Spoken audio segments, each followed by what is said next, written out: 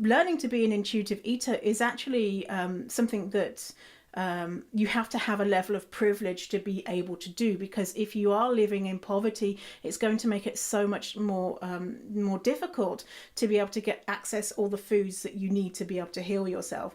And as I mentioned before, I grew up not physically having the food that I wanted, but also mentally and emotionally having the food that I needed to nourish my soul and all that type of stuff.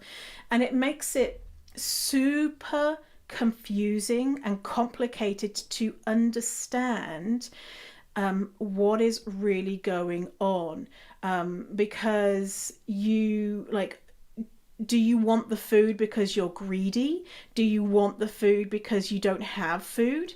Do you want the food for some other reason? And so it's super complicated. And to recognize that if you are able to engage in intuitive eating, then that is privilege right there to be able to do that.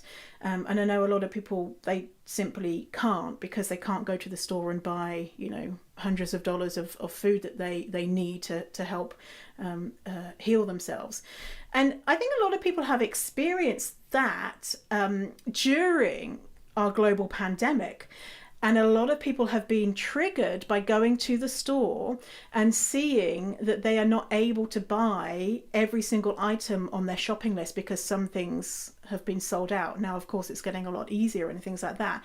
And recognizing that smaller version of, living in poverty, and how that is, adds to the difficulty of becoming an intuitive eater, and that whole journey. So yeah, it's complicated and it's painful, and I just wish everyone could have all the food that they want. Just a big, I don't know, playground filled with food, and everyone have fun and come and join and just eat and be happy.